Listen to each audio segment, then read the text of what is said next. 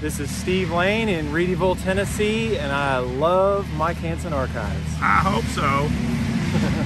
I love Mike Hanson Archives. Yeah! Get ready to run. Folks, it's Mike Hanson here with Mike Hanson Archives.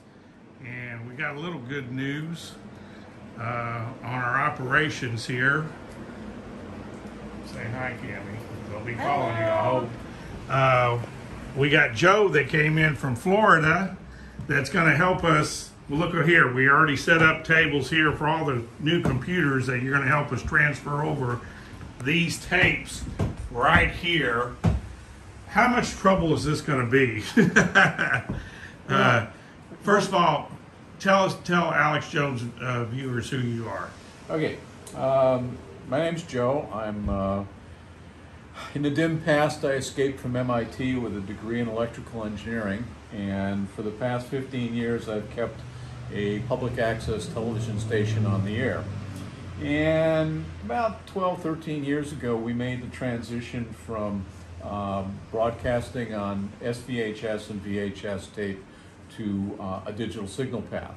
And so we had several thousand tapes at the time that we wanted to convert, and so we went through a process, and a lot of our producers were still bringing this stuff in. So this was something that I'd done in the past and worked this stuff through. But when I viewed Mike's, he had made a small program, asking for Well, help. let's just call it begging. That's exactly what it is. Yeah, begging. I am begging for money because this stuff costs so much money. Joe, we're spending $800 a week right now trying to get all this stuff transferred over and up on the internet before it goes bad. But I made the statement that these tapes last 10 years, but you said they might last like 5 to 8 or something. Well, and we're talking about these, VHS tapes. Some of which are 20 years old. Yeah. Well, these are 25 years old, going on 30. Yeah, you start to see some degradation in your signal after about 5 years or so, and then you start to look at tapes that are 20 years old, and the magnetic material is flaking off. Yeah. So, there's a lot of this stuff in the archive that's probably worth keeping around for posterity. So. What I'm willing to do here is to set up a series of computers so that we can just keep feeding them with tapes. And but when I heard the price tag about how much it's all going to cost, it's way more than I can afford. So that's why I'm doing this video, Joe. Okay. If anybody can help out with this, Alex did contribute this here. I don't want to ask Alex for any money because he's involved in all the lawsuits and everything else right now, and he got his own operation going on. But we did go up to Alex's office and get these, which we're going to be able to convert, hopefully, the DVD shows that we done in the past. So, Joe, I'm gonna beg for money. Okay, Cammy. How can they get us some money? Show us on there, how can they get us some money quick? We got what? We have Venmo. We do. And we have PayPal. Okay. Venmo is...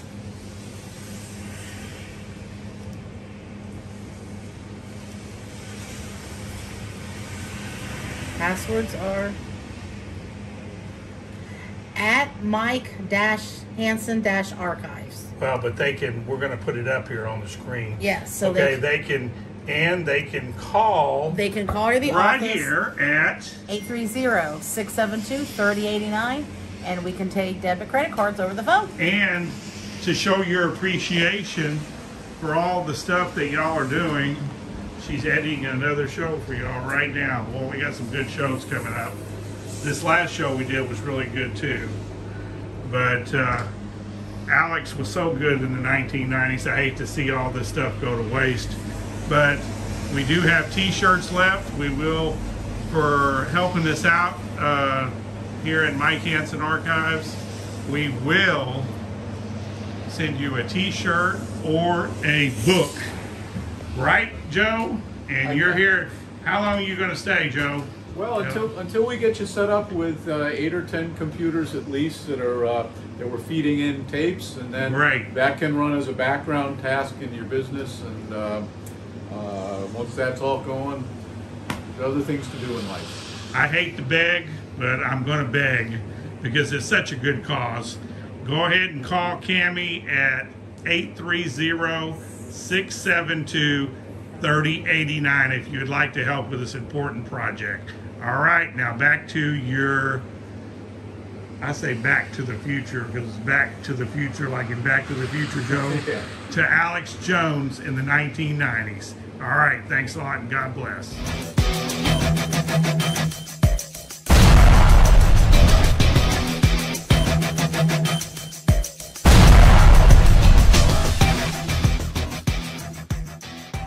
I love Mike Hanson Archives. Get ready to run. Sevierville, Tennessee.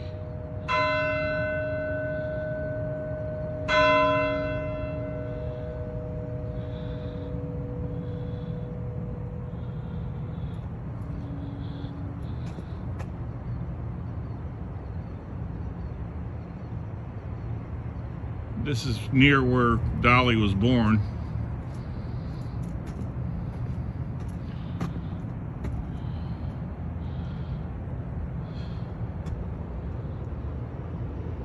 There's a little butterfly.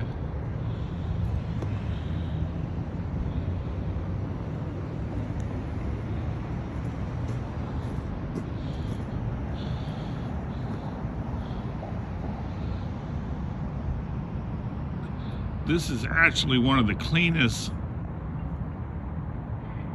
most beautiful little towns I've ever seen. Everything is so clean.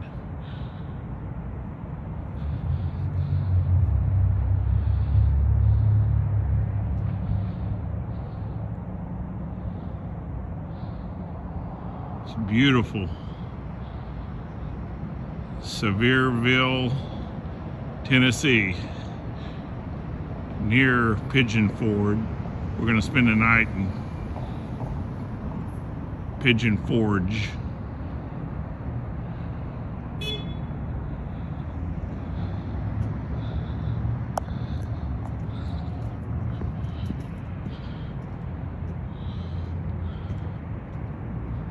Look how clean those streets are.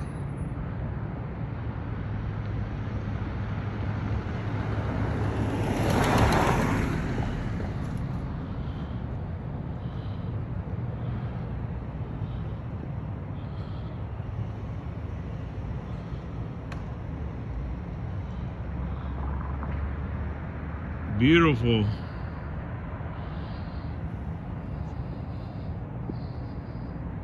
Probably wasn't this nice when she was growing up. She brought a lot of wealth to this town, probably.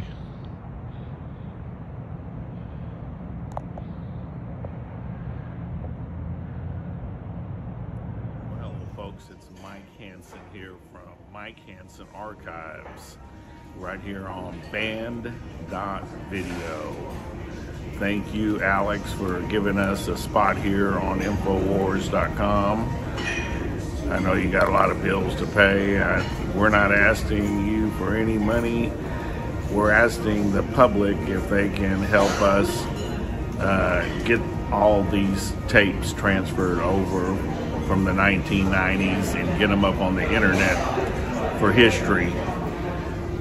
We got probably, I think we figured out one time that Alex did about 2,000 or more live shows on ACTV, and that's not counting all his radio shows. So if you would like to help us, we sure could use the help here at Mike Hanson Archives here in Gonzales, Texas. Here is our secretary's email here on the screen here. And also our phone number is 830-672-3089. Any donations that you can make to help us here. This operation here is costing us about $800 a week with the people we got hired, and always having to buy new equipment. So anything y'all can do out there, we sure would appreciate it.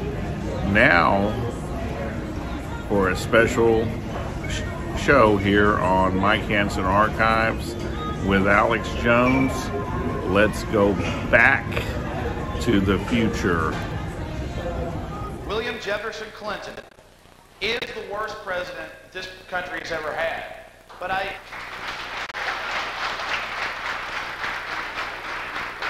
in fact, he's really not even my president. He is an installed operative for European finance, and that's a fact.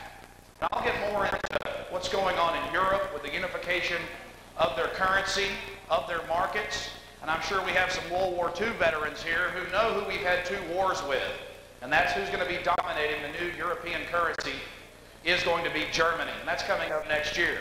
And I'm not here to scare you, but there are so many good people in this country. In fact, this is really the first time I've gone and spoken outside of Austin. I have radio shows on some national shows and told people about things. I have gotten some information disseminated around the country, and it's going on everywhere else. You heard people talking earlier about what I've documented, what other people have documented, what Congressman Ron Paul just 3 weeks ago in my radio program talked about. The United Nations is taking over our national parks because President Clinton signed up about half of them over with Executive Order 12,986. 12,986, an executive order signed in 1997. Just 3 years ago, I was a mainline conservative Republican sitting there going along with things, saying we've got to stay within the parameters, we can't be extreme, we can't call Clinton a traitor. Well, now we've got representatives like Dana Rohrabacher. He's coming out and accusing President Clinton of treason. And it is treason when President Clinton allowed the transfer that allowed the perfection of the large intercontinental ballistic missile in China by L'Oreal and Space Use and aeronautics companies. Now think about this. Multiple warhead missile delivery systems, the engines to drive cruise missiles, not just F-16s and F-18s, but the actual blueprints on how to manufacture them. China this year is starting to manufacture frontline attack aircraft.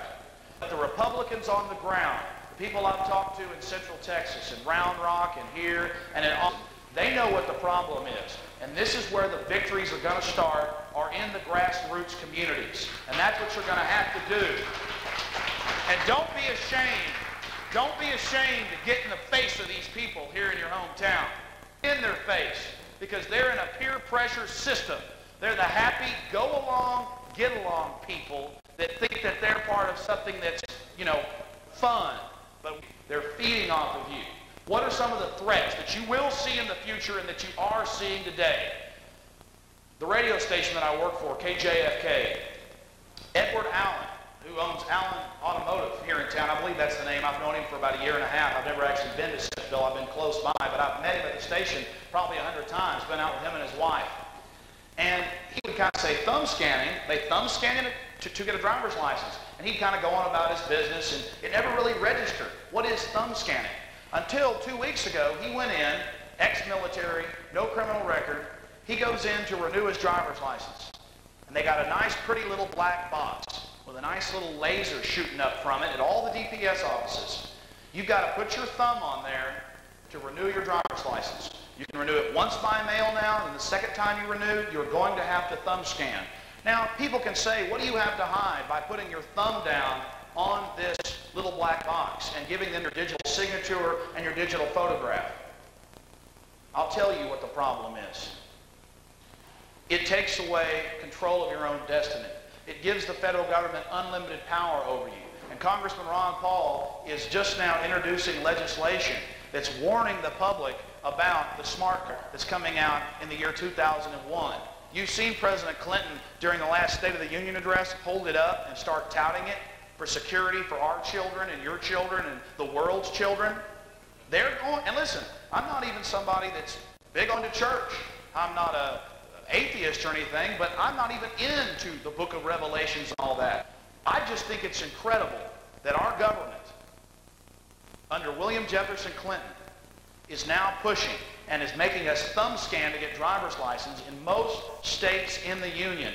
And now you see bank commercials on TV for Visa. You see Lockheed Martin Marietta commercials from the military-industrial complex showing you how fun it's going to be to thumb scan to buy and sell.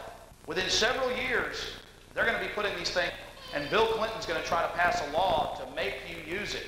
Now, why do they want to do this? It's so they can track and trace and know everything you buy and everything you do. And whereas now, if the IRS doesn't like you, they can just come after you and try to steal your house. But you can still go mow lawns as part of the black market, the undercurrent. You can still make cash and live your life. Oh no, my friends. When they put the thumb scanners in and the retina scanners in, like they're doing in Britain, like they're doing in New York City and Boston right now as pilot programs, watch the news. The whole psychology of this country now is for the children. We hear children on the cover of the news. Clinton hugging Buddy the dog or Socks the cat, hugging a victim. It's all non-threatening propaganda, so you see them as non-threatening. Why do you hear this word children so much? Because they want you to think of it as you're the children and the government's your mommy and daddy, big brother. Let me tell you something. Let me tell you something right now. They're going to do this. They're the ones that are talking about it. They're the ones that are pushing it. They're the ones that are preparing the public for it. This is tyranny. This is the history of the world. This is a wake-up call that unless people get really motivated and start getting in people's faces at the checkout line, at the movie theater, at work, we're in a crisis. And I saw a bumper sticker out there that said, "I believe in America." Well, I believe in America, and America's back is against the wall, and I guarantee you one thing, Alexander Jones is going to stand till the end if it means I have to lose my life. My forefathers went and fought for this country, and I'm going to do the same. I'm going to fight with the pen. I'm going to fight with my voice. I'm going to fight with videotape. And when the day comes when some Delta Force comes marching down my street to take my firearms, I'm going to be just like Paul Revere and the Founding Fathers, and I'm going to oppose them. And I'm not preaching sedition. It's President Clinton that just gave the Long Beach Naval Base, well, 2 years ago, to the Chinese. It's the Chinese that are in the high desert of California at George Air Force Base and Victorville and Adelanto, California. It's the Chinese that are moving in on this nation right now. They have 1.25 billion people that live in abject slavery, and they're controlled by the IMF and the World Bank, who are controlled by the filthy Rockefellers and the rest of their type. These people make money off you being prostrate, on your knees, weak, begging for handouts. They don't care about an economy that's doing good. They don't care about a vibrant nation. They care about worldwide power. And this economy that we have, a stock market that's gone over 9,000. Look what's happening to the rest of the world markets. Well, then why is the economy doing so good? Well, why was our economy doing so good during the 20s and the late 20s? Because they were printing money. When I talked to Congressman Ron Paul just a couple of weeks ago on my radio program for 45 minutes, he came right out with it. Something already. The Federal Reserve is printing 10% more money every 6 to 8 months into the economy. They're printing money. That's why the economy looks like it's doing all right. Okay? That's the problem. This is a plane that has to come down. It's like we're on narcotics. The longer we're on the narcotics, it's harder when you come down. And that's what's going to happen. So you damn right. I'm trying to scare this crowd in here. I'm trying to get you motivated and impassioned and out there on the front lines opposing these people and their swarms of bureaucrats that are coming for your land. They're coming for your property because they don't know how to work. They know how to arrange themselves in colonies of parasites. And they're coming for you and they're coming for your families. The average American in this country pays 62% in some form of tax. That's state, local, federal property taxes all rolled into one. The feudal serf only paid 20% on average. That was the average all through history. Now, why could a serf, a slave on the land, only have 20% taken from them? Because back then, what could the king take? What could the lords take? They had chickens, they had cows, they had some property. Grand Prix Noctu in Britain and in France, the king's men were allowed to have his way with your daughters whenever they felt like it. That was one of the fringe benefits. But now, because the hard-working people of America, the apple of the world's eye, because of our industrial capacity is so gigantic and so powerful, but not for long, we're losing that base. And I'll get into that more in just a second. that productions come up. So people have the baubles of success. They have the trappings of power. They have the nice shiny car. They have the nice house. They have things even though more and more is being taken by the parasite. Have you ever heard of a parasite that can bleed? Have you ever heard of a tick that can take 62% of its host's blood? This is a huge tick. Here's the analogy. I know it's gross, but the government's gross. Picture a dog, a 50-pound dog, dragging a 30-something pound tick around with it. Well, that's what this country is. That's what we're going through. And the problem is the tick doesn't know what it's doing. It's just going to push harder and keep sucking and keep getting fatter because it's stupid. It's ignorant. And that's what it does. It's a parasite. We're dealing with a parasite class, an elite parasite class, and all they know how to do is dumb you down. I'm not an economic expert, but I've talked to a lot of economic experts, and my dad is a business owner in Austin, Texas, also owns businesses in Dallas, and I talk to him quite a bit. I talk to his friends and others, and they've gotten their money out of the stock market. It's a Ponzi scheme. The stock market at this time is a Ponzi scheme. I know a lot of people don't want to hear that. You can gamble. You can keep your money in the stock market. I'm not sitting here advising people what they should do. You can probably keep it in there and ride this wave, and if you're smart, pull it out at the last minute, whether it's a Y2K or a European stock market crash or an Asian stock market crash, which we've already had. So again, I just want people to think about what's happening. Some key points that I've got to tell people. The fact is, we've got to punish President Clinton. Can you imagine the example that this sets for future presidents? This sets an incredible precedent. People are ready to lay down to anything. It's every month some new revelation of traitorous behavior. Think what happens when the next president comes in. They'll be doing whatever they want because the people would have been so used because of successive approximation, incrementalism. We've all heard the analogy of a frog in a pot of boiling water. If you put a frog in a pot of boiling water, he will jump out. If you put that frog in cold water and slowly turn up the heat, that frog will. And it's America that's boiling right now. So the evidence is there. United Nations, with treaties taking over the land around most of our rivers. Clinton had his first initiative, America Rivers Heritage Act, defeated. He got his executive order 12,986. But if Clinton doesn't get what he wants, he comes back and tries to get it incrementally, piecemeal. We go back to that. They've been pushing. They're the establishment. They're old money. We've got to get the new establishment, the grassroots people in small towns everywhere, to start talking to people in other small towns. I have a vision of people in the future having big meetings, having, what's the word, large meeting houses, people getting together and speaking together from other towns and other cities and other states and watching it grow. Look what the Promise Keepers have done. A group of Christian men that go out and try to reaffirm to be good men, work hard. I'm not a member of the Promise Keepers, but I see how large they are. And I want people that have organizational skills in the country, and this is an idea I've just gotten over the last few months, to start pushing to get local groups to start allying themselves together so that we can start having a network around the country. So if President Clinton or somebody that comes after him decides that they don't want to leave office like Franklin Delano Roosevelt, we can go ahead and have a referendum, a grassroots referendum. Because if the government can come in and slowly take over, they will. We've got to have a peaceful confrontation. We've got to have a grassroots revolution of information. And remember, back to the Delta Force. President Clinton has taken over certain key parts of the military, and he's using them as his own personal hit arm.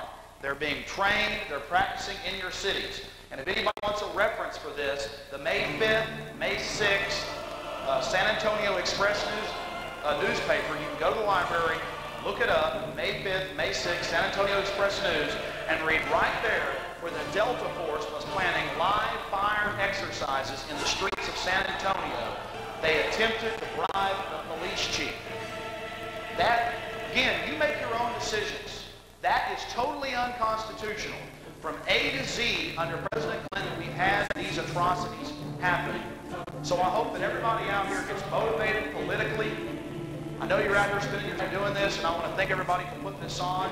Get out there, get involved today, and remember, it is not futile to resist tyranny. It is your job, it is your duty, if you do still believe in America.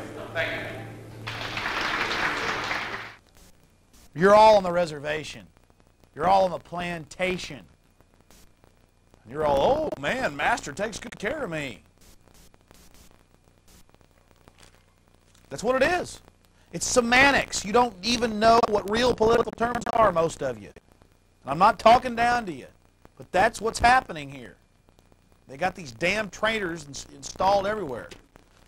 Friday, June 19th, 1998, New York Times.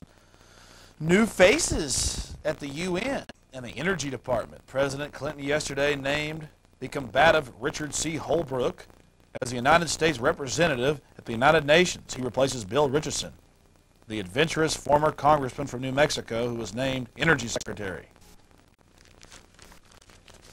Man, it's just UN scum everywhere. I tell you, it's just filthy. Our Secretary of State's Madeleine Albright.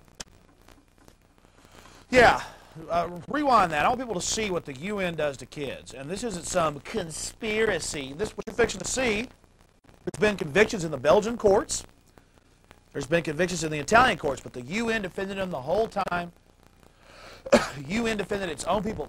The governments got wind of this and found out and prosecuted their people for them. But the UN defended them, just like they defended the Secretary General of the UN from 72 to 82, Kirk Valtine. Now that's China right there, but back to the person being burned over the fire, the child being fed vomit and worms. Remember all those dead bodies back in, what was it, 93 or 94 in Rwanda? I think it was a little blip in the Statesman a while back that Kofi Annan, who was then head of peacekeeping forces before he was Secretary General, that he hadn't done a very good job making sure that that people didn't get killed in Rwanda. That million people, or however many, we're not sure, it was over a million, that got killed. Remember the rivers were full of dead bodies? People were killing them somewhere upriver, and then the river was full of dead bodies, all from tip to tip for like months.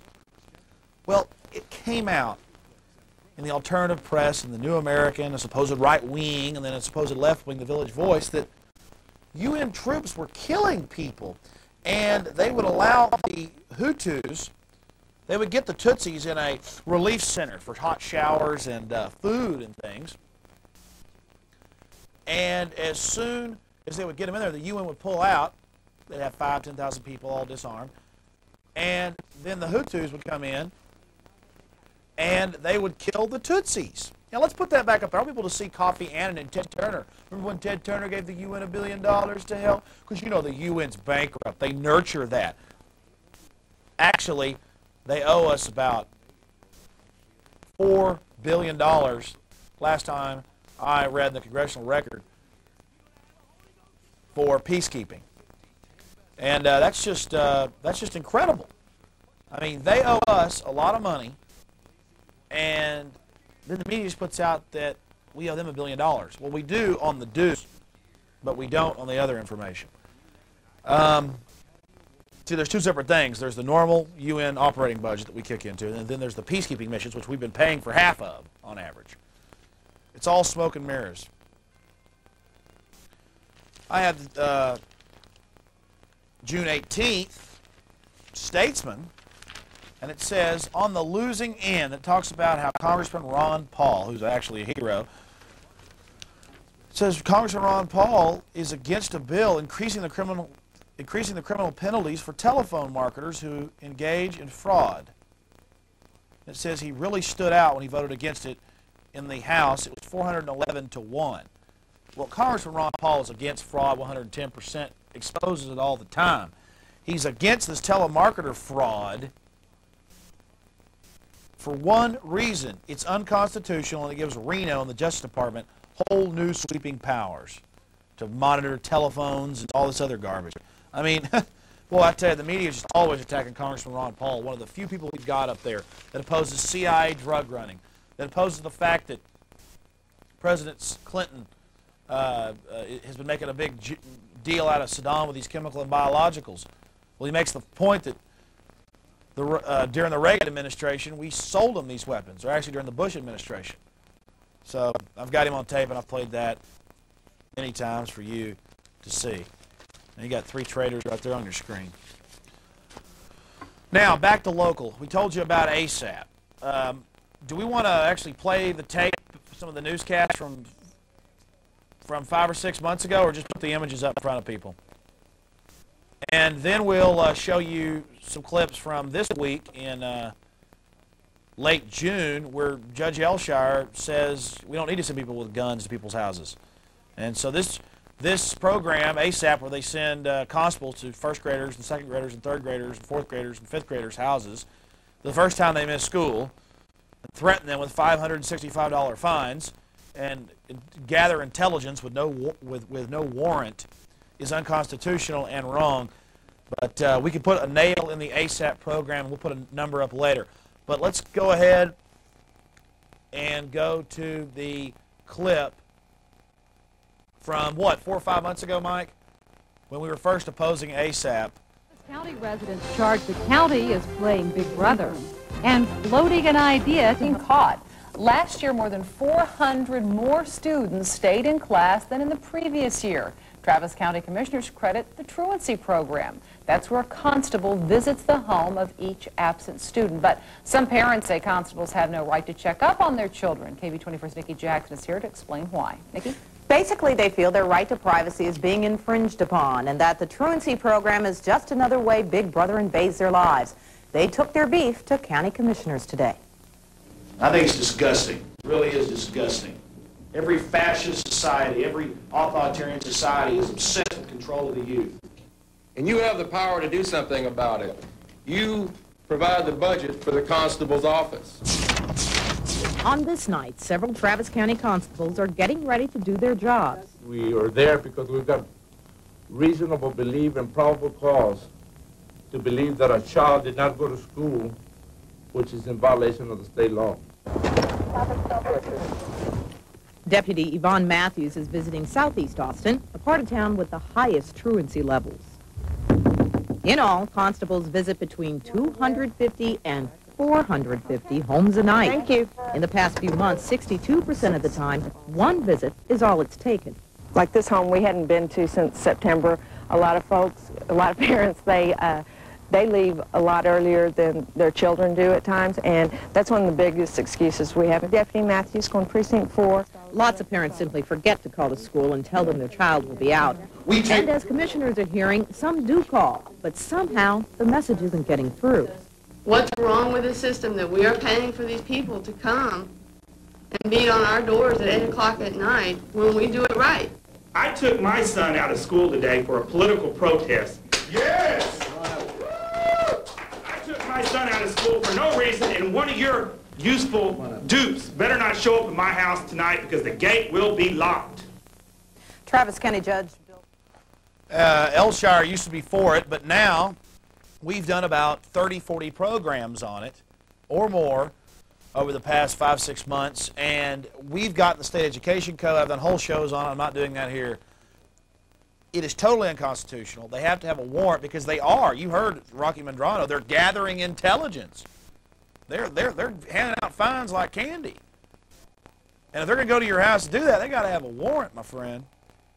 Now, if you want to get the nail in the coffin, because now Elshire is starting to turn against it, and the court's starting to turn against it because it's lawsuit time, this thing is in big trouble. Call those numbers on your screen. And you may see this play. Again, the taping of this show is in late June. You may see this in July or August. Doesn't matter. Keep the heat on. Keep hammering. Keep driving. Call those numbers. Those are for all your county commissioners. And basically, it's fine for constables to be out there catching kids on the street and things, but to go to somebody's house and with the first time they miss and show people who's boss is wrong. You also heard him say that 400 kids more are doing that. The program started in '94. Steve Lane has the numbers from the State Education Code, and then he has the Austin AISD actual truancy numbers. Truancy has been dropping since 1991. The program wasn't instituted until 1994. And the rate of increase in attendance of the schools was going like this, and then they start the program and it's going like that. So yes, it is still increasing, but it's actually planed off. I don't think that sending constables making people send their kids less. I just think that, you know, things got better for a while, and now it's just planed off, and it's slowly increasing, getting better. It's just their statistics are flawed, they're ridiculous, and then the reason this all started is my producer. They came to his house, and his kid had missed one day. I mean, it's just insanity, and his kid was there with the flu. So it's just out of control, and it's wrong. Now let's play a quick clip, and I'll play more in the future of other programs, but I haven't had time to really even watch all of it. The whole thing is just totally riddled. And I'm talking riddled with the commissioner saying, well, this is wrong. You lied to us on this. Well, this is a point. This is a point. But here Elshire makes some good points. Number one, and this is on the tape. We don't have time to play it all. They're going to have $1 million of new taxes. They're running way over budget. They're making how many visits a night? Is it 450 to 500 visits a night? And they're sending armed constables, and they're not making phone calls like they used to. And there's one quote by the bureaucrat, and we'll play that on other shows, where he sits there and he says, and this is the most incredible part, he says that we've had some healthy tax increases this year so that they can pay for this. It's just insane. So we'll go ahead and go to this quick clip of Elshire talking about armed people going to your house. Then we'll be back. We'll play President Clinton talking about UN forces coming to America to fight the drug war, which the CIA brings the drugs in. It's incredible. If you want to know what's happening, all you have to do with the drug war is... Can we hold on a second? And I know I diverge, but it's all interconnected. I'm trying to explain power bases to you. And when we play this other clip later, you're not going to believe it off C-SPAN. It's President Clinton saying that UN troops, or UN anti-drug forces, international forces are coming here to help us. And then once you know that the CIA has a history of bringing drugs into this country, it's ridiculous. But then you understand British intelligence, the British model, which our country's modeled after. Our Delta Force, modeled after the SAS. Our CIA, modeled after their intelligence networks. We work hand in glove with them. They use the drug war in the Boxer Rebellion in China. It's a classic tactic. So study the Boxer Rebellion about 100 years ago in China, and you'll know exactly what's happening here in our country. Create the crisis, offer the solution. But let's go ahead and go to the ASAP, then we'll get back. We will go to President Clinton talking about, again, how wonderful the UN is. Go ahead. Kevin, and that's what we've always said, and it's like Darwin said, we really believe the first line of defense here is the parent. That's the resource we really want to help support, nurture, that the parent will keep their child and take responsibility for keeping their child in place. I think the information you cite doesn't prove that we needed to have that officer there and do that visit, even if it was only once and they didn't have an absence again. I think what we've got to test is whether it was really even necessary to do anything other than make sure the parent knew, and whether it has to be done with an officer's personal visit. That's the area of the question of efficiency, and it also simultaneously speaks to what our brothers and sisters have spoken to during citizens communication ad nausea.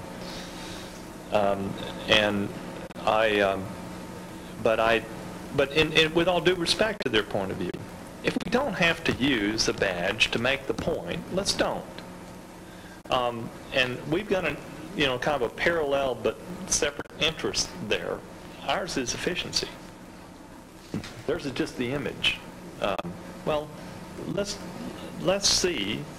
And frankly, that's what the Commissioner's Court request for the phone call experiment. I think that may have been misdirected.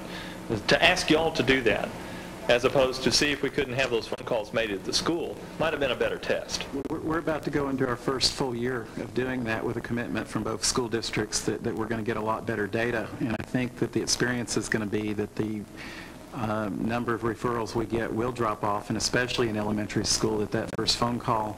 Elephant, we don't want to hear you. That's Bruce Elephant. I mean, Elfont or Elfato. Elephant? Elephant. Elfont, I always get his name wrong.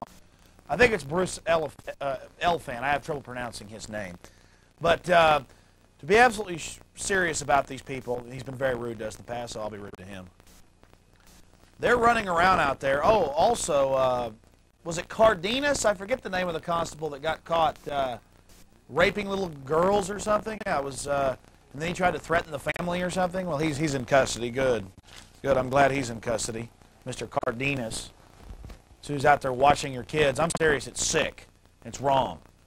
And a lot is being done, and the commissioners are waking up to the fact of the matter. Now, you heard him talk about the phone call experiment. We got him to change it. We got them where they make a phone call now the first time so you're not dead in the ditch. But the problem is they're having to pay police officers or constables, law enforcement, to make the phone call because it's law enforcement. And they're paid more. Rather than when I was a kid, they had a couple of people there at the school to call in the morning. So now, you know, Elshire's making some sense. I'm a little surprised. That's good. He's saying we're going to make the schools make these phone calls. So it's getting even better.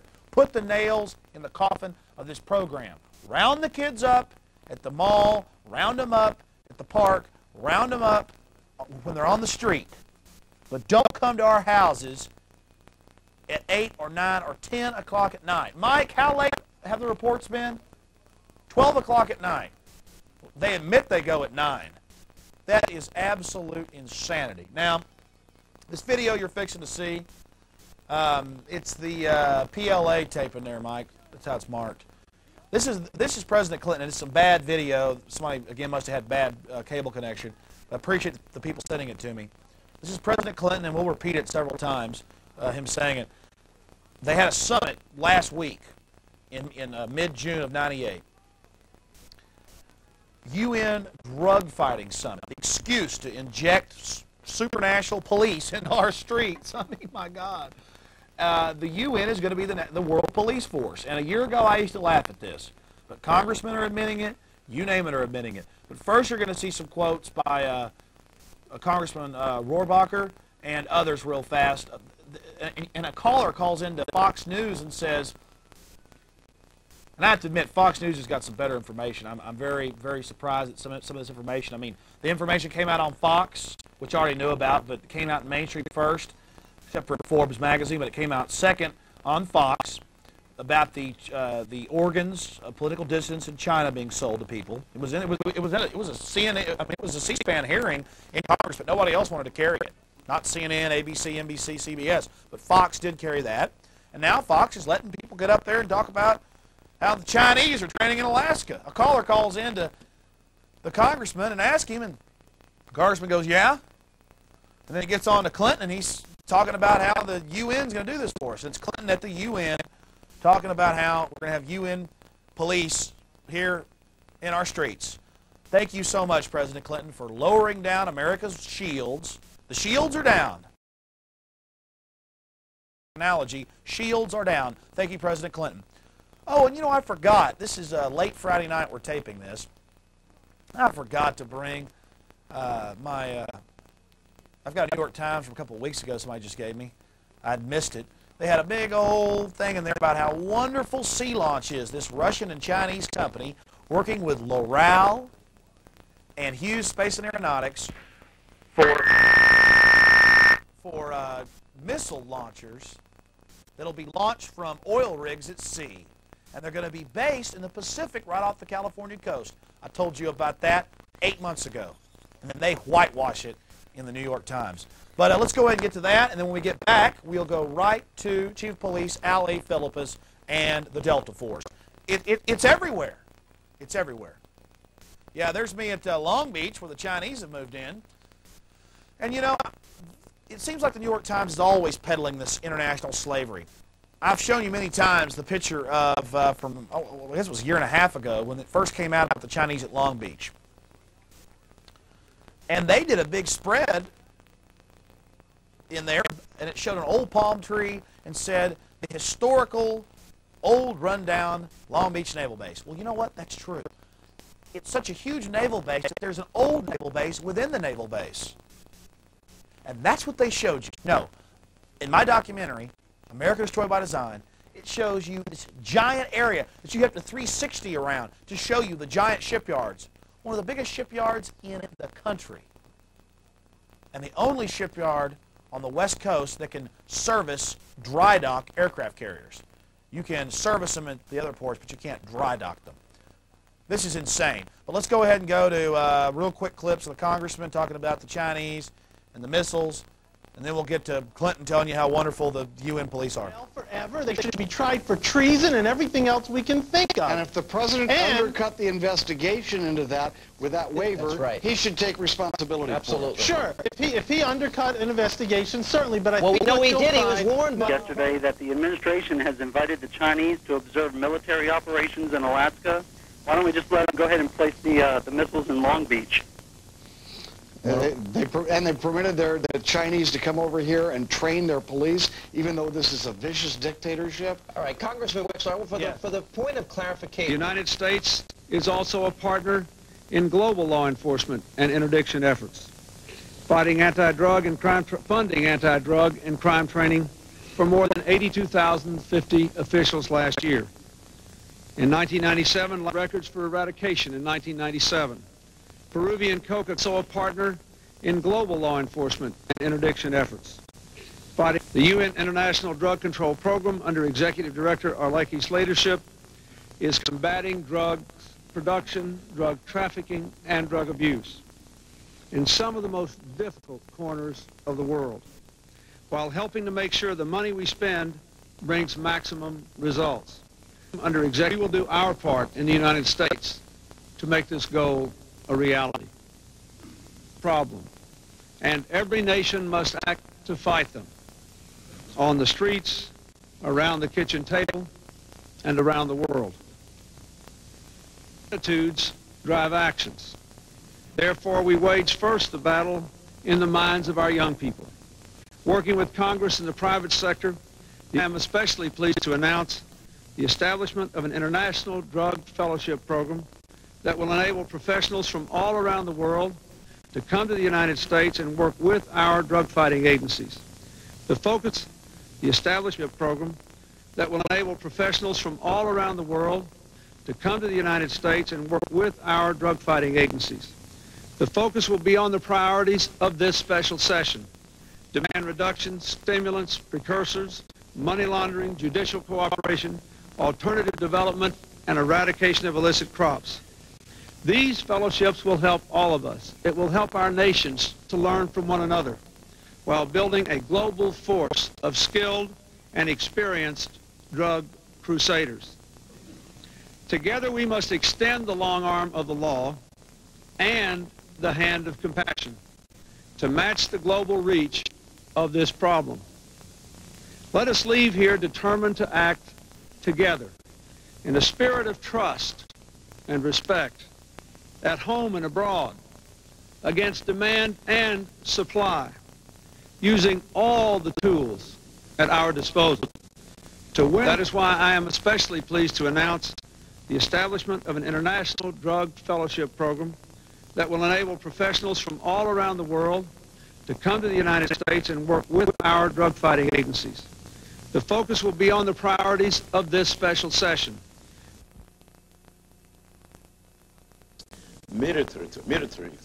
Okay, I apologize. That tape was sent to me by someone I vaguely know, and generally it looked like it was edited, but I've actually read on the UN's own website. It's all true. I wish the person to get stuff off TV by hitting start and stop on their VCR, and then later they pop in another one and just give me clips, and I appreciate it. I don't know what was wrong with that video, but I need to get off my butt and get that tape from C-SPAN or something and get it crisp and clear for you and play it in its entirety. I'm sure it was an hour-long diatribe by Clinton.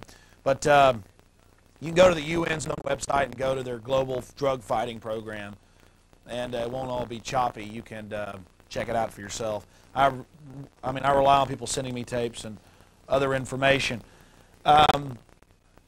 Before we go to Chief Al A. Philippus talking about the Delta Force, we're going to go to some unedited tape or I should say unbutchered tape. Wasn't even edited, it was just kind of clips. We're going to go to a hearing in the mid-'80s during Iran-Contra where FEMA accidentally slipped out about the concentration camp plans. And now, since then, with Rex 84, which was that plan that you're fixing to see, there's now over 125 of these under Senate Resolution 21. And there's even more prisons that are out in the open that they've built, and they're making all types of new victimless crime. So we'll go to that, and then when we get back, we will go to the Chief of Police talking about the Delta Force, federal troops in your streets, right here on the Freedom Report. We're not quite ready for that? Okay. That was my producer's idea. He said, hey, we ought to play that FEMA tape. And I'm like, hell yeah, that'll... You know, I've got today's New York Times right here. They have a painting by Bernard here. And I knew right when I saw it who the painter was. I didn't have to be all cultured. You know, the people that read this, most of them don't even know that oil painting was by Bernard. I just like impressionist painting. I'm an oil painter myself. And they put this art in here to make you feel like it's cultured in a good magazine. No, it's a filthy banker rag, a CFR rag to manipulate and destroy our sovereignty for the European empire to take over. And global power, the strong, long arm of power and compassion, as you heard Clinton call it. And then I see the weekend. It's movies and performing arts, the New York Times. To the rescue. Sullen agents and a cross-dressing girl. Big screen X-Files tries to find the truth. Conspiracy theorists consider this. What of the hush-hush atmosphere and the internet mania surrounding the first X-Files feature film were part of a giant plot to hide the uneventfulness of one of the more, says crappy films. I mean, think about this. I don't ever watch X-Files. I'm sure you might enjoy it for escapism. There's nothing wrong with that. But I'm compared all the time to these people. Everything I'm talking about is reality-based. All right, let's go to the FEMA tape. This is them in the 80s. It comes out then. A clip of Henry B. Gonzales. Were you not assigned at one time to work on plans for the continuity of government in the event of a major disaster? Mr. Chairman. I believe that question touches upon a highly sensitive and classified area, so may I request that you not touch upon that, sir. I was particularly concerned, Mr. Chairman, because I read in Miami papers and several others that there had been a plan developed by that same agency, a contingency plan in the event of emergency that would suspend the American Constitution. And I was deeply concerned about it and wondered if that was the area in which he had worked. I believe that it was, may I most respectfully request that that matter not be touched upon at this stage.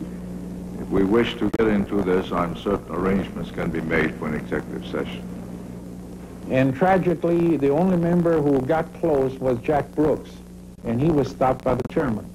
But the truth of the matter is that, yes, you do have those standby provisions, and the plans are there, and the statutory emergency plans are there, whereby you could, in the name of stopping terrorism, apprehend, invoke the military, and arrest Americans and hold them in detention camps.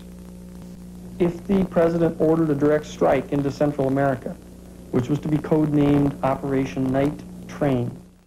And that is, again, from the 80s, talking about it, but it's been there before, it's been there for a long time, and it's been accelerating and getting a lot bigger. And you're probably asking, Alex, why do you continually talk about all this gloom and doom? We need to talk about it. It's not gloom and doom. I mean, here locally, a small group of citizens have had an effect. We've changed things. We've gotten things done. We stopped the Delta Force from coming to town. We've had major victories. We got the ASAP program reformed, and now commissioners are talking about just getting rid of the whole thing. I mean, we're having a major effect. We've exposed the growing police state, and that's what it's going to take in this nation. And I don't even claim to do the best job at this. I don't like to come in here to tell you the truth. but it's something I've got to do. And actually, I do like it a lot to be able to expose the lies. But we as Americans, as human beings, have got to study history. And I go back to that over and over again and quit thinking that violence and crime and manipulation and balkanization and Machiavellian politics aren't here with us today. They are here more so than ever. Just that now it's a more kindler, gentler, authoritarian power base that's growing and becoming more avarice and more ruthless.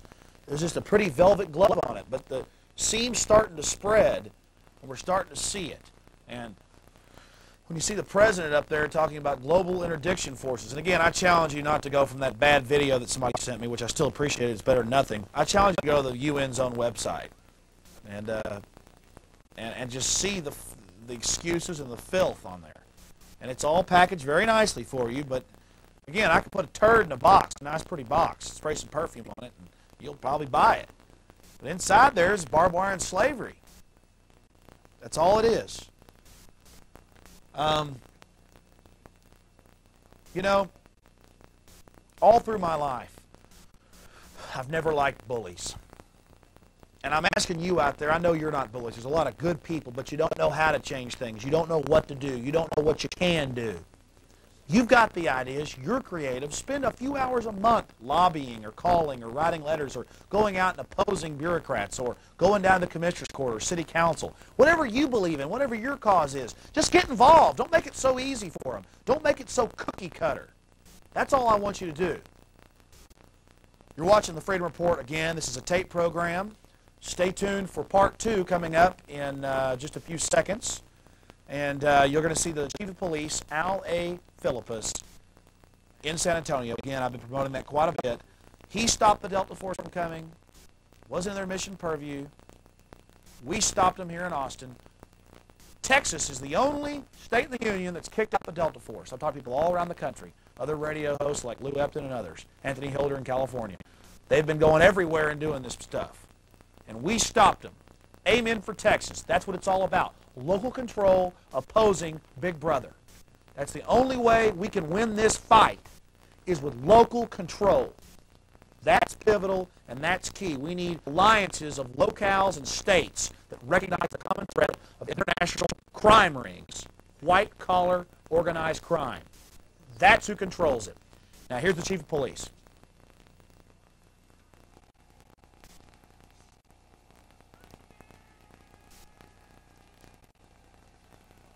Take the Gestapo money. San Antonio is not one. Let's go ahead and get to the chief. As soon as the story broke, we understood the importance of it and thought it should be national news. Of course, it didn't even make the papers here in Austin. Chief Philippus, we really appreciate you taking out the time. A lot of public officials and public servants are afraid to even talk to the public or the press about things like this. When did you first become aware that Delta Force, the most elite training force in America, is what the Pentagon says, wanted to train with actual live fire or blanks here in San Antonio? Is that true? Yes, that's correct. That actually started probably, I want to say, back in February when they first approached us, maybe even earlier than that, about doing some operations, in the San Antonio area. And we'll get into this more later, and I appreciate you taking the time again. Well, basically, you're the person that knows about it. What were your major reservations in asking the mayor to tell them that y'all didn't want them to train here and to cease training here? Well, a lot of things happened. First of all, the organization came into the city and never really approached the city as a whole. We're gotten together with the mayor and said we need to speak to all these different departments and request some assistance. Various groups and individuals came into the city and approached different people at different levels. The police department was contacted, the city manager's office was contacted about using city facilities, various business owners were contacted through the economic development department, the fire department was contacted by different individuals. So there was never any coordinated approach to the city of San Antonio. When we found out of that, we had some reservations, but we were willing at least to listen. But then we started finding out that discussions were happening at other different levels, and there was no communication, no coordination between that. We also found out that leases had been negotiated with private business people throughout the city to utilize their vacant buildings without any coordination with the police department, because we were originally told there were probably going to be a couple of locations, and later on we find out that there's 12 locations, and yet we were never brought into this at the beginning. Last Saturday, the Austin American Statesman did an article about how they're practicing taking over police departments in Chicago. In fact, I've got a copy of that. I can give you a copy of that in the interview. I should have brought it up from my car. I just remembered. That's one thing that some cities I've heard have had reservations about. They call it touring the police department, but they actually practice dynamic entry and other things at the police departments. I heard that they were planning to do this in Houston, that they've already done some training along with the Marines and other forces of the military. Have you ever heard of anything like this before? No, I have not. They did offer to allow our SWAT teams to do training with them in these particular exercises, but, you know, our missioners are different. Theirs deals specifically with international type situations. Our deals with local situations, and if an incident were to occur in this country, it would be local law enforcement, the FBI, and others that would deal with that. Whereas the Delta forces purely kill the terrorists. Whatever it is. I'm not so sure what it is, but it's at an international level, and so our missions, our tactics are somewhat different. And I'm very proud of the SWAT team that we have. I think we have one of the best in the country. We do a lot of training for other agencies, and I think that we have the skills and the expertise to deal with those situations. Why did the mayor, and I heard this quoted on KTSA, San Antonio 550 station 2 days ago, I heard it quoted that the mayor said that he didn't appreciate the dishonesty of the Delta Force. I was curious. We called the mayor's office, and they, Jackie O'Donnell, I believe is her name, she told us that you were the mayor's spokesman on this. Can you tell us exactly why the mayor would use such strong language and call them dishonest? Well, I think that there were various approaches. For example, when I originally said no several weeks ago, matter of fact, a couple of months ago, but no was never no, and then no was never no. End of runs were done around to various community leaders. I had someone... Excuse me, sir, you're saying that they ignored the police chief, and under our Constitution, you're the same as the sheriff, and you run the city or the county? You're telling me that Delta Force was ignoring your order? Well, I don't want to say they ignored it, but in a roundabout way, yes, because what they would do, once I said no, they went to various individuals in the community to bring pressure to bear to get me to change my mind. For example, there was a community leader who I have a great deal of respect for, and we have a very good relationship that they went to. I get a call from him, and he says, Chief, there's some people in here that they're in town, and part of their role here, didn't say who it was, they need to meet with the mayor and the police chief. Well, of course, this gentleman, I've worked very closely with him on a number of projects. I said, sure, have him give me a call. Now, I'd already said no. Well, then I find out it's the same group. So they identified somebody, apparently, that I know that's very high in the community to make an approach to me and get me to change my mind. Well, then, when we said no, then some elected officials were contacted to bring pressure to bear. And then offers were made to give money, cash money, to elected officials' charities if they could get us to change our minds. I mean, you know, as one of my deputy chiefs said, in some circles that's called bribery. Well, it is called bribery, but more importantly, it's called manipulation of the constitutional system and the takeover of local police departments. And that $4.6 billion that we just saw in the Statesman that's so wonderful is buying them a lot of control. If they can't buy the police chiefs off like they did Elizabeth Watson for that $244,000 a year job at the Justice Department. Let's hear him say that one more time. To make an approach to me and get me to change my mind. Well, then, when we said no, then some elected officials were contacted to bring pressure to bear. And then offers were made to give money, cash money, to elected officials' charities if they could get us to change our minds. I mean, you know, as one of my deputy chiefs said, in some circles that's called bribery. Why do you think, and again this is just speculation, I've seen the large bookshelf of policing and criminology over there, and I know it's no small task to be a police chief of a modern city. Why do you think in Chicago, and if you're not aware of this, I'll get you a copy of it, that they're practicing taking over police stations and fire stations and bridges. That seems like a military takeover of the city. Yeah, I don't know. I mean, I wouldn't even want to speculate on that. I wasn't that familiar that those types of things are occurring. Oh, yeah. Certainly, there was no approach made to us to do those kind of things. Well, that's good. You talked about a memo from Delta Force? Yeah, because what happened is various elected officials were being contacted. I have 10 city council members and a mayor, and I just wanted to alert them as to what was happening. That these situations were occurring, that they might be contacted by these individuals, and that in the best interest of public safety, and that's what I continue to fall back on, we didn't feel that it was in the best interest of the citizens of San Antonio to do that type of thing. All I can say is that, you know, no just never seemed to be no. And even after they told us, we don't need you, we're still going to do our training exercise at other locations in and around the San Antonio area, but we're allowed to do them here. Next time, I'm still getting contacted by various officials. I mean, they never would take no for an answer. So they weren't respecting your jurisdiction? They were not respecting our jurisdiction. I don't think they respected our decision to go into predominantly minority areas of the city where we had vacant warehouses and buildings and try to do those types of exercises at those locations in the middle of the night. Oh, I'm sorry, middle of the night? In the middle of the night. You know, sometime between 9 p.m. and midnight. You know, I mean, people become frightened. And we drew a lot of our decision-making on experiences that had happened in a lot of other cities. We were very concerned with some things that have happened over there, and we didn't get any real good, clear answers. So they were being secretive about it? Very secretive. And you kind of, the city and the mayor and yourself, as the police chief, you kind of felt that it was a little odd that they wouldn't trust y'all. I mean, y'all are the authorities here. A little odd, and once I made contact with my peers in some of the other major cities, and they shared with me some of their experiences over there, the decision really was very easy. My interest as police chief is the citizens of the city. Yes, sir. Period. And I was not about to jeopardize the safety under an exercise of this magnitude under any circumstance.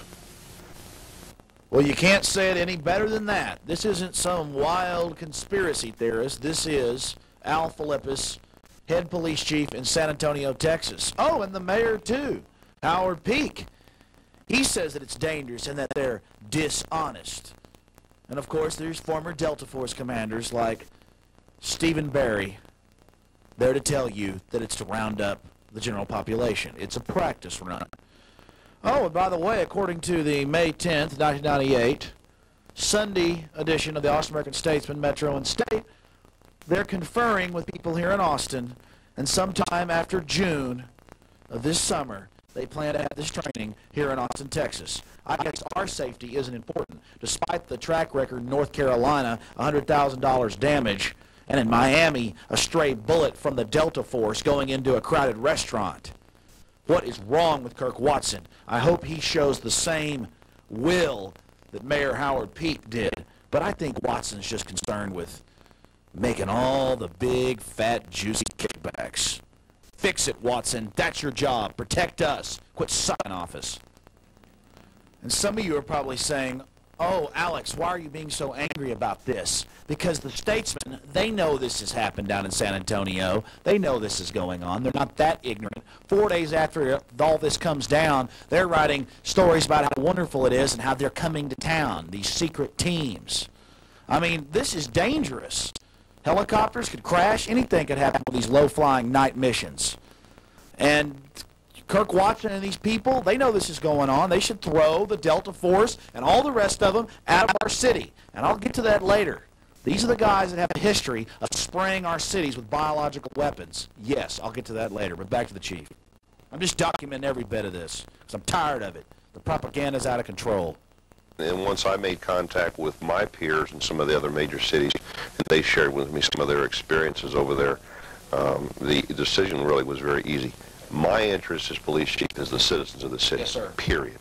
And I was not about to jeopardize the safety under an exercise of this magnitude under any circumstance.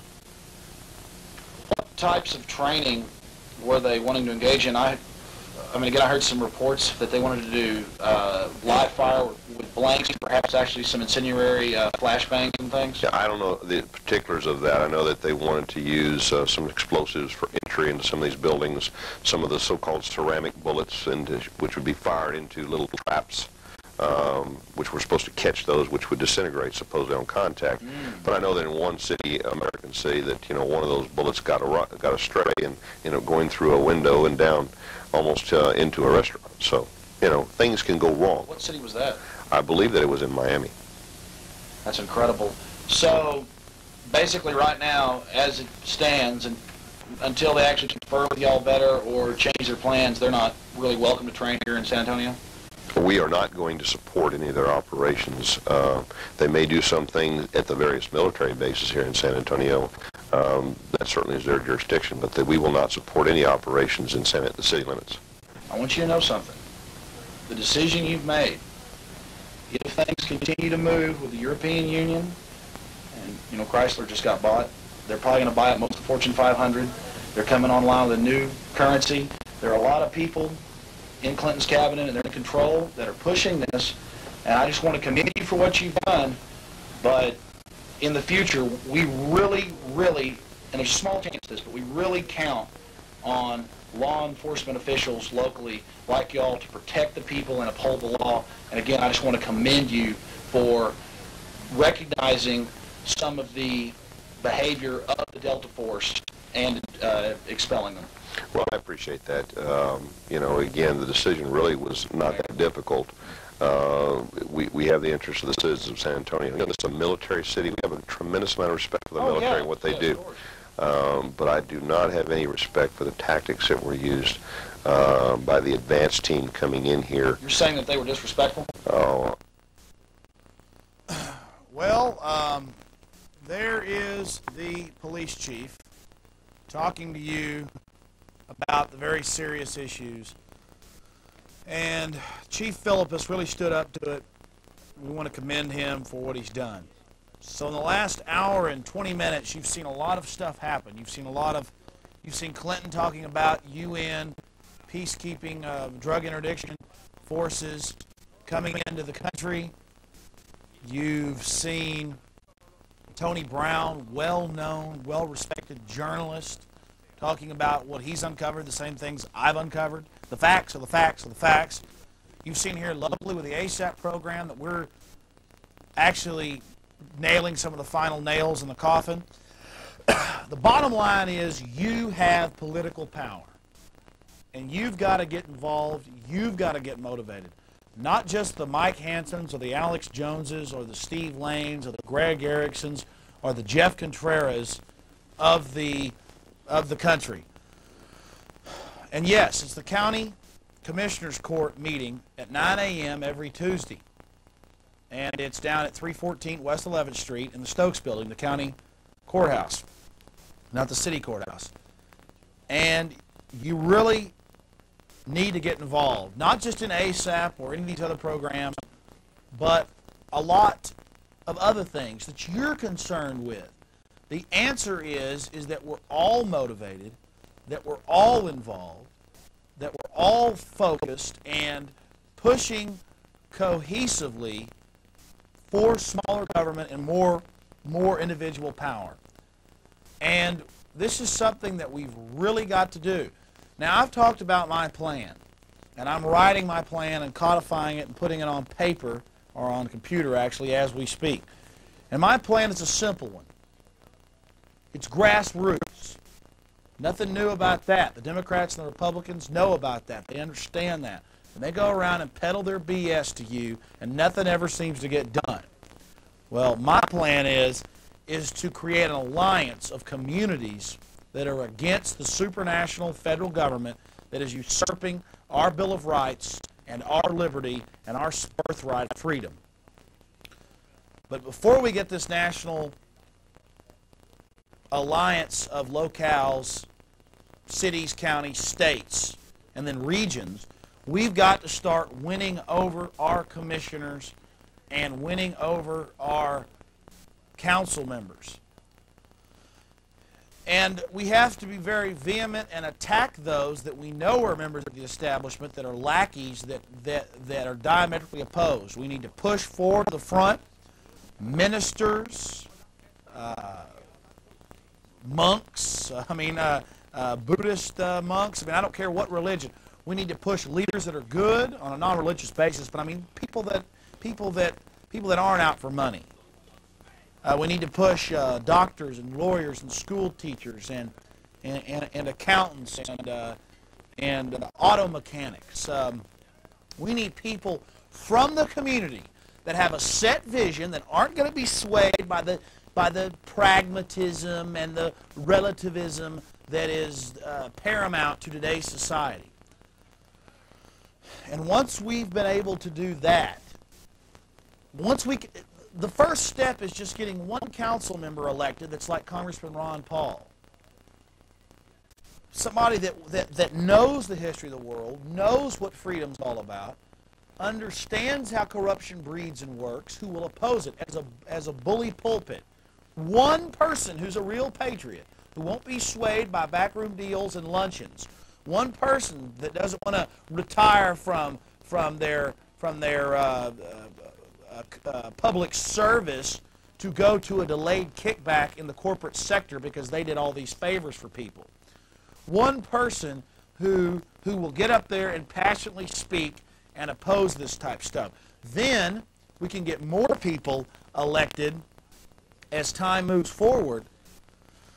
You take the environmentalists in this town who aren't environmentalists at all. I don't mean the people on the ground that are conned. I mean the city council, which is just stacked now. It started with one person, then two, then three, then four, then five, then six, until the whole council.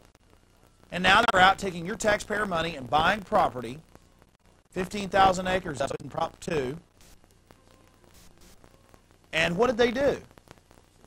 Now they're admitting that they're going to sell some of it. It's huge political power that they're gaining. That'll keep them in there forever under the guise of environmentalism. Then they'll retire to their posh jobs. People they've done political favors for.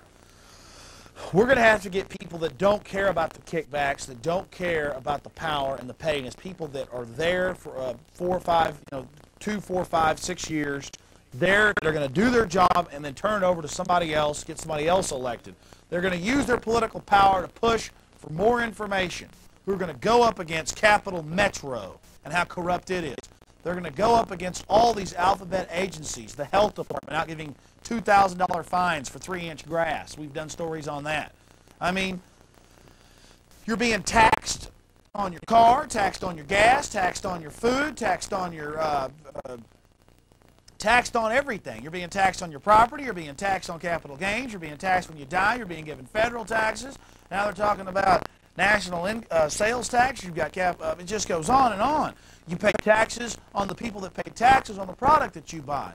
And meanwhile, the third world with all the slaves, they're being industrialized. The people are staying slaves, and we're being deindustrialized because there's no incentive for investment in this country.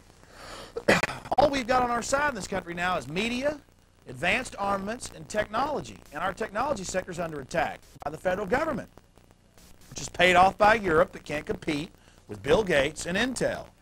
Bill Gates and Microsoft are under attack, and now Intel, which makes the best microprocessors, is under attack. Everything America's about is under attack. It's an economic war, and you've seen the evidence in the last hour and 20 minutes. Now, it's going to take people of dedication. People, you know, you can call the comment line and say, I got a story, I got an idea, it's all wrong, attaboy, doing a great job. That's fine. If you got any stories or any information, that's great. You got some corruption, you want to step out in the limelight, you don't, and it's a painful limelight. You want to take the risk, then you need to give us a call right there at 370-9558. But if you want to get involved, I'm not going to tell you how to get involved. You'll hear about protests we're having. That's fine. Come out to protest. You'll hear about we're going down to the city council, or we're going down to the commissioner's court, or we're going to do this, or we're going to do that. That's great to come down and show up at those meetings. But you don't need for us to have to tell you to come down to the meetings. You should be watching the city council. It's boring. But it's not boring once you realize the corruption that's going on. You should find out your own issue without us telling you to go down. You should go down of your own accord. You should get your neighbors and friends, and if you know what's going on, you should write a book. You should write a pamphlet. You should pass it out to friends. See what I'm talking about? Everybody can have their own cottage industry of freedom and information to the public. And we'll wash over this establishment and rectify many of the corrupt systems. Now, it's never going to be perfect, but I say this many times, and it's my mantra.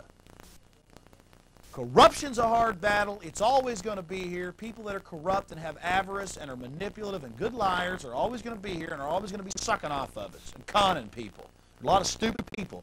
You're always going to have the phone sex lines and the psychic lines and the home shopping networks selling you garbage.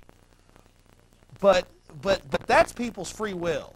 But we don't want these con groups of people voting for all this socialism for the establishment. This consolidate the wealth program, not share the wealth program. We got to deprogram them. Or we got enough well-meaning, thoughtful Americans to get involved and to get on the team so we don't have another depression like we had in '29. You know, the bankers told us in 1913 when in a quorum call of 3 senators on December 23rd, 1913, whenever they passed the Federal Reserve Act. 3 senators did it in a quorum call, in a proxy vote. And they told us we'd never have another depression. Well, by 1929, we had the biggest in U.S. history.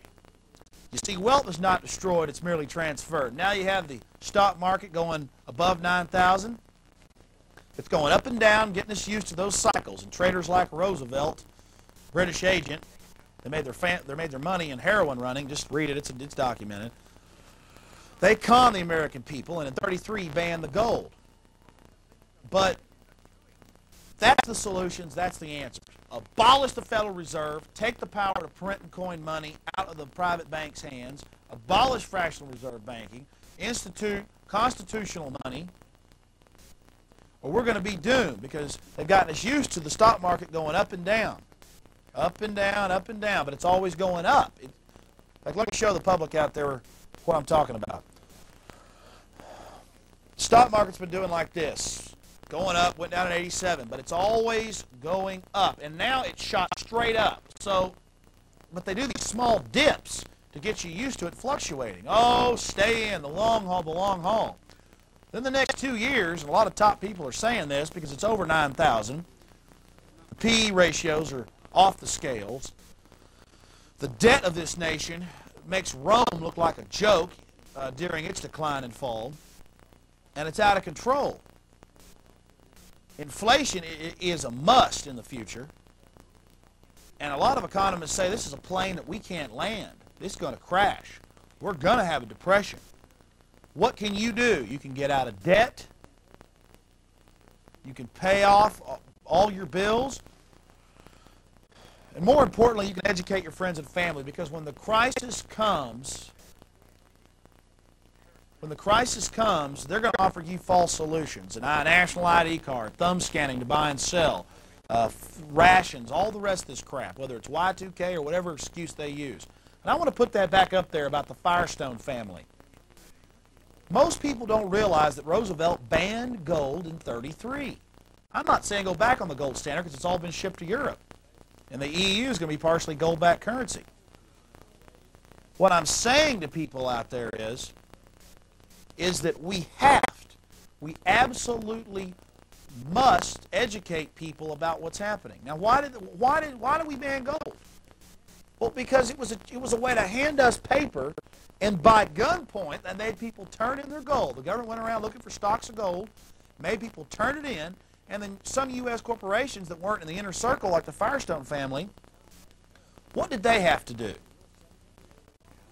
They had to go set up dummy corporations in Europe and buy gold for themselves. And Europe's got it all. Europe laughs at us what their agent Roosevelt did, that British agent. He came over here, paid off our people, conned everybody, gave us paper back, took the gold, shipped it to Europe. That's all historical fact. I mean, God, think of the level of the con games and the flat-out charlatans that we've accepted. It makes me want to pull my hair out. I mean, I don't know what to say to people out there that they do not realize this. I mean, that's why I'll continue to over and over and over again speak to the public and repeat this information and bring you new news stories. But the answer is always going to be the same. This show isn't Princess Di or any of the rest of that crap. This show isn't OJ. This show isn't any of that. This show is about real politics, who controls the world. So again, it's very simple. You have got yourself to get motivated. And we've got to seize control peaceably through the political process of Austin, Texas. But Congressman Ron Paul said on my radio program, on 98.9 KJFK, I'm an FM radio host here in Central Texas. He said to the congressman told me, he said, Alex, we're going into this. He said, we're already in the system. And the key is education, so once they really put the screws to us, people won't put up with it. Don't worry about those dumb people that are never going to listen to you. They're furniture. They don't matter. Furniture is moved and pushed around and used. I'm worried about you. You know it's true. Your inner compass tells you it's true. You read the documents. You see the information. You see the media manipulating you with polls and push polls and operant conditioning. You know what psychology is. You know about economics. You own a small business. You own a large business. You feel like you're part of the establishment, but now you're starting to realize you're really not. You're part of a false establishment, one that the media throws out there. You feel like you're wealthy, but now you're finding out that you're poor in information. You're poor in controlling your own destiny. And that's what I'm all about. And that's what America's all about. This has been the Freedom Report. Please get involved. Things are not relative. There is black and white. There is corruption. And there is heroes. You can be a hero. Every man, woman, and child of you. Take care of yourselves. Think for yourselves. When you turn this program off, don't just turn it off. You get involved. You get mad. You go talk to your neighbors. You talk to your boss. Realize that corrupt corporations are running the small corporations out of business. They're using regulators. Stay tuned right here for more classics. It is the best and most comprehensive book on Bohemian Grove, and it's written by Mike Hanson, my old camera guy. Mike Hanson Archives. To support this channel, I just got a new box of books in, and I will send you a signed copy if you want to write us here at P.O. Box 481, Gonzales, Texas 78629. Send $25 and we will send you don't have to send any shipping, just send $25 and we'll use it to put more VHS tapes up. Look at that. Good Alex right there. Okay, and then also if you want to call, there's the box of books. If you want to call, I don't hear no phones ringing in there yet.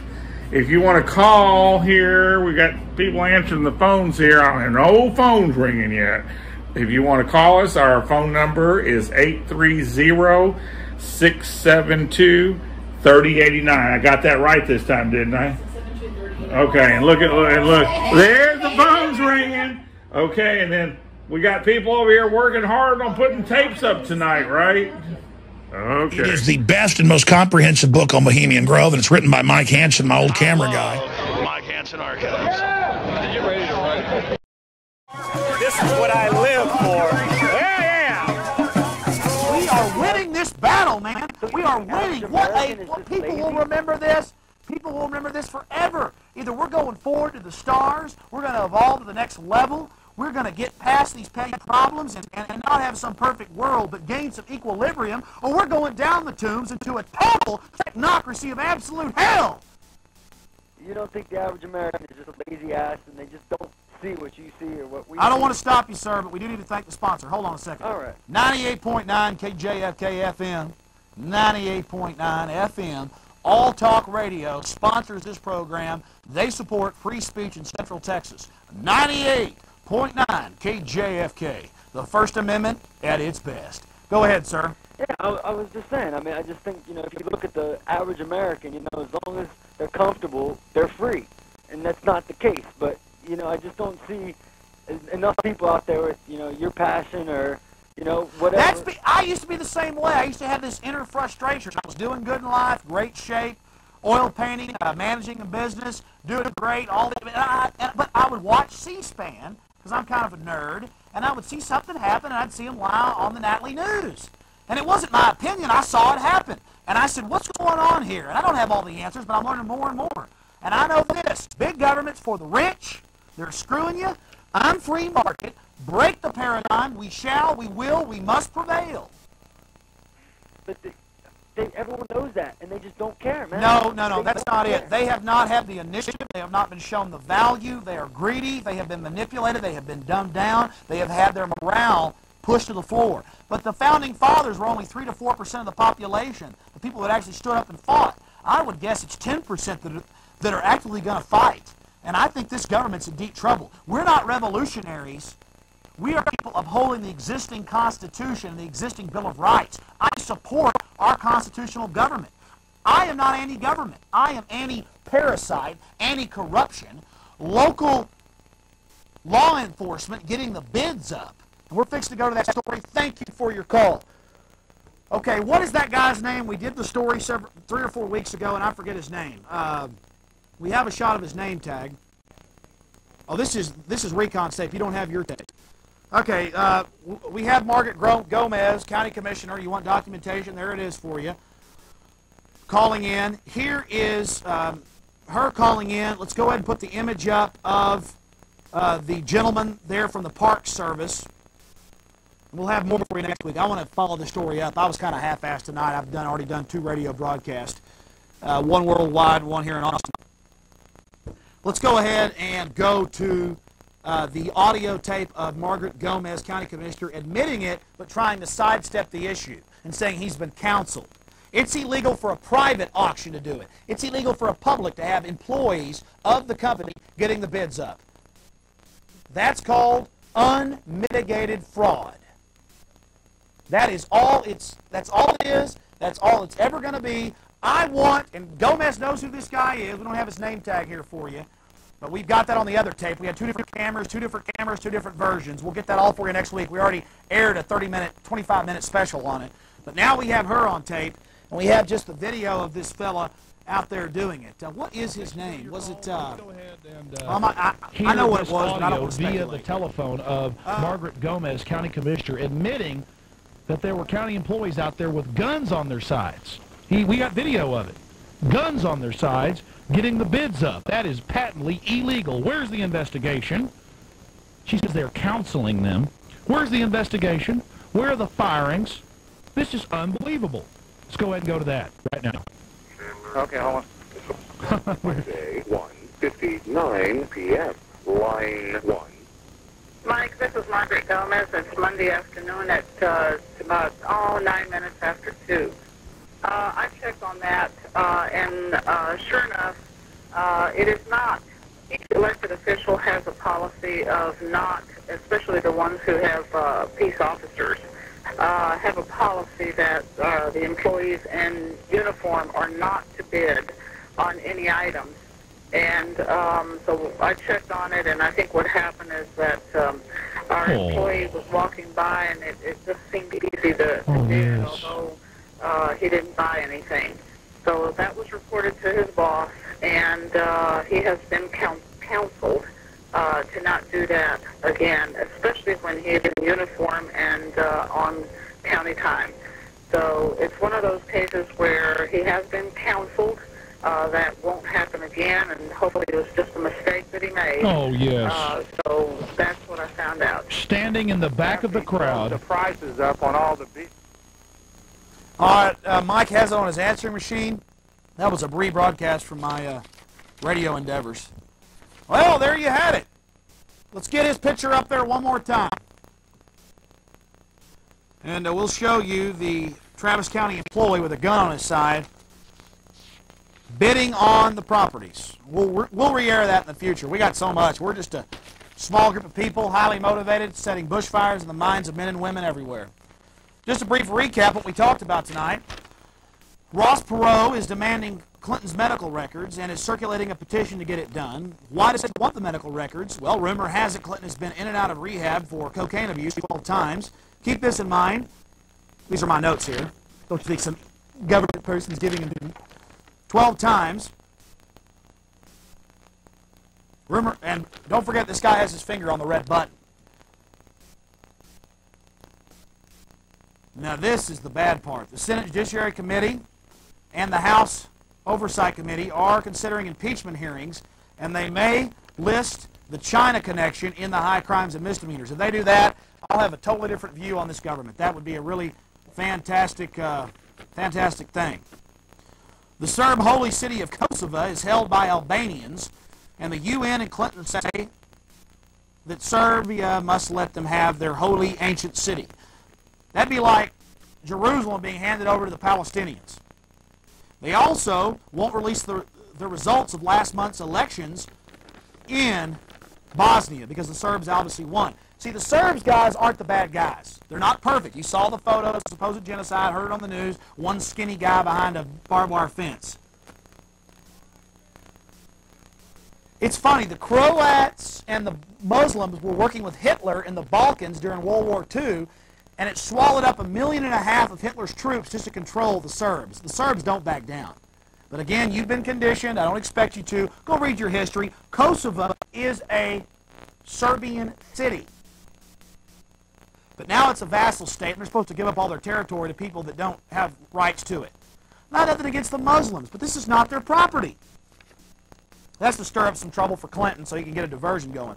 Also, Clinton did not consult the Joint Chiefs of Staff or the FBI in the attack on the Sudanese laxative/antibiotic factory, and new info shows that Afghanistan targets were not military. Wag the dog, absolutely. All right, we'll take 3 phone calls. We'll wrap up the show. I will be back at 11 o'clock tonight, Channel 16 for Bad Bob Presents. Refusing to submit. You're on the air. Yes, caller. Yes. I want to tell you about that film you just looked at. The statement Margaret made there. This is Robert. This is Robert Kurtz, host of Secret of the Stones. And Robert was one of our excellent people out on site. Tell us what was going on from your bird's eye perspective. Well, okay, you just heard Margaret say that this guy just happened to come by. But the film you showed him walking down the stairs there. No. We have video. We have your video and mine that we played 25 minutes of. Don't have time tonight of him wandering around in the vestibule, exactly. Coming out, getting the bids up, hiding in the vestibule, coming out to get the bids up. He was hiding. Well, you're right, but shouting bids. He was there before they even started the auctions. He did not just drop by. Now, but remember this, Robert. Now, we're being weirdos. We're being conspiracy theorists. County tax assessor Nelda Wells Spears told us on tape that they're not taking homes and property. I was standing right behind you when she told you that. And we played it 50 times. Yep. And also, they're lying to you, folks. They're lying to you. Oh, but we don't respect ourselves, Robert. We're just supposed to accept all this fraud and lay down like good slaves. Be a good slave. Get on the cattle car. That's it, buddy. Yeah, pay for the cameras that control you. Pay for having your kids dumbed down. And they'll chain you up electronically. Oh, they love you. They're going to thumb scan you real good to buy and sell. Don't listen to me. They'll look at the Lockheed Martin Marietta commercials, the Visa commercials. Yep. And I'll tell you what, folks, I said it earlier tonight on the forum, martial law is going to come about before Y2K. Thanks, Alex. God bless you. Thank you for the call, sir. You're on the air. Hey, Alex. Earlier on your radio show tonight, I heard you say, ask what was going on with Perot. My theory is the three-ring circus is starting, people are getting bored with the center ring, so Perot is going into the second ring, and it's just a stage theatrics is what I figure, and, you know, somebody at the top is saying, well, you know, we got to spice it up a little. Let's get Perot in here acting like a rooster. What's your first name? Melissa. Hey, Melissa, great point. What you're saying is absolutely pertinent to what we're talking about. Remember Perot back in '92? I voted for him. Shoot me now. Like a pet bull on Bush's leg, worshiping Clinton, split the vote, got Clinton voted in. He was supposed to be on that 10-member board to divvy up the 1/7 of the U.S. economy, health care. Right. Now, see, we didn't know that, though. They weren't telling us who he was then. Well, he made his first big contract with Nelson Rockefeller in New York with Social Security, Medicare, and Medicaid with the computer systems. Yeah, yeah. But I have one of his T-shirts that I got from his campaign. I got it out the other day when I was mowing my lawn. I needed a shirt to mow my lawn, so cut the sleeves out and cut the front a little bit, and then I took a big red marker and I put a circle with a line down the middle, you know, and it says, no Perot, he's corrupt too. That's what I wore to mow my lawn. Melissa, we're good people that just want to work hard and get things done. We're stabbed in the back repeatedly. But the fact of the matter is the establishment realizes their games are running out real quick. People realize the Federal Reserve is private. The IRS is their collection agency. Big government's for the ultra-rich. I'm free market. They're not. They're corrupt. We're waking up to the paradigm. We're going to win. It's going to be a hard trek. A lot of us won't make it, but we're going in. World history's repeating itself, probably for the final time. Yep. Stop feeding the beast. Stop paying taxes. We're going in. God bless you. All right, bye. Take care. You're on the air, Colin. Hey, Alex, how you doing? Real fast. Good show. Hey, have you heard anything about the, apparently the higher-ups and the military guys that have been in for 15 years or so leaving? Yes, they are, and also, this has been reported widely on the news, military is refusing to toast the president at events. Even when the president isn't there, they're supposed to toast him. Yeah, I heard Recon talking about that the other day. Yeah, there's a very serious coup in the works. I've talked to a lot of military people. It's just as bad, though. I don't want to destabilize things. I want to legally reinstate the Constitution, abolish the Federal Reserve, get rid of the IRS, repeal the 1933 War and Emergency Powers Act. Yep, sounds good to me. All right, sir, thank you. All right, we're wrapping it up. Hello, folks. It's Mike Hanson here with Mike Hanson Archives. Please take a moment to watch this short video about my nonprofit Gonzales Association of Patriots. Please take time to visit the GoFundMe and help your neighbor out. Anything will help us, even if it's $5, $20. If you can do more, great. But if you knew how desperate some of these people were, people that are a lot less fortunate than we are, they really need help here in Gonzales, Texas, and we're really trying to do that for them. So take a few minutes here to watch this video about our nonprofit, and please visit our GoFundMe and donate what you can. We really appreciate it, and thanks a lot, and God bless. Because I know you need help with your food and everything else. So that's from the Gonzales Association of Patriots. We always try to do something good for somebody every single month. We try to love you, Mike. I love everybody. Thank you. There you go. Everybody. Buy what you want with it. Buy you something nice once in a while. I love you, Mike. Yeah. God bless you. Well, hello, folks. It's Mike Hanson here. And I'd like to tell you a little bit about our nonprofit organization here in Gonzales, Texas. It's Gonzales Association of Patriots. We started it back in 2016 to help the less fortunate people here in Gonzales, Texas, and there's a lot of them. People are getting their electricity cut off. They can't make the gas to even get to their jobs. So we help them along the way as much as we can. We're not that big, so we would like to get bigger and get a lot more money to help people with. And so we have started a GoFundMe there. Just look below. Just look below here and you'll see the GoFundMe. And here's a couple people that we have helped lately. And hopefully it will move you to give a little bit to our organization, Gonzales Association of Patriots. Hello, folks. It's Mike Hanson here with Gonzales Association of Patriots. What we do here on this organization is we help people that are less fortunate here in Gonzales. And what was your name, ma'am? Lauren. Lauren, you have fallen on some hard times, and I hate to hear that. Tell us what the city, they cut your electricity off, then they want to charge you more deposits. We put you up in the motel for a couple days or a week while it's been really, really cold, and we're gonna give you gas money to try to get some more help. But folks, we have a GoFundMe. If you look right here on the screen and look below this video, go to the GoFundMe if you'd like to help Lauren. How much do you owe on your electricity bill? I mean, it's getting up there. It's like $350, but this is the third time in a month and a half that I've had to pay a deposit. So I paid 3 deposits in a month and a half and almost $1,800 in lights.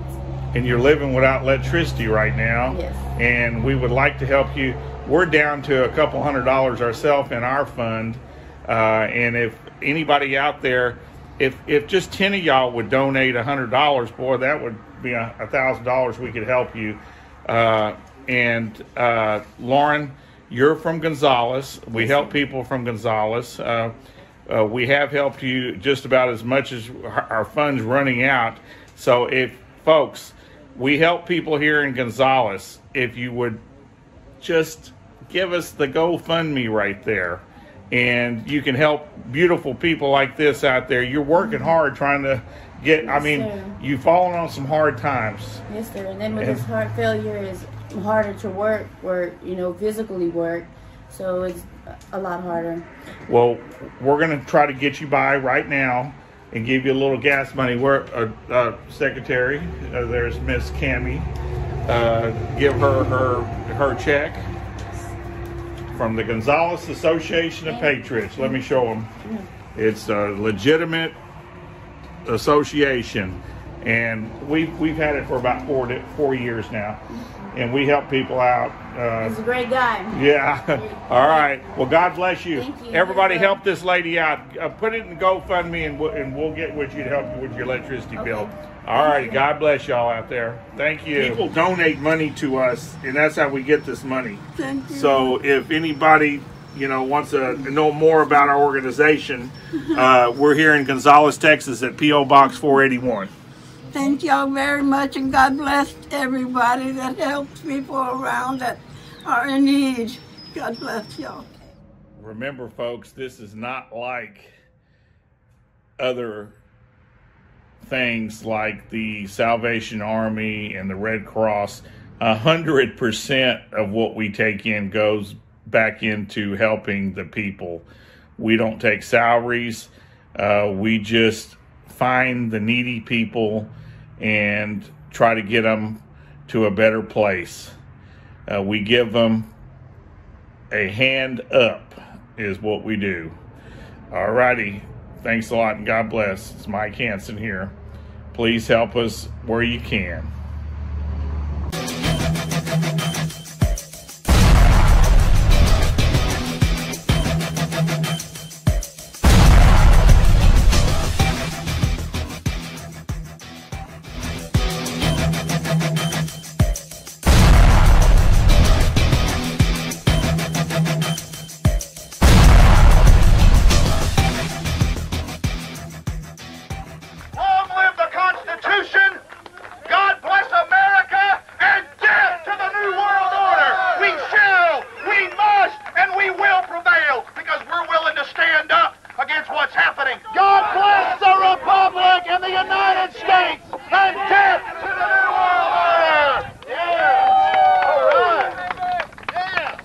Yes, thank you very much, folks.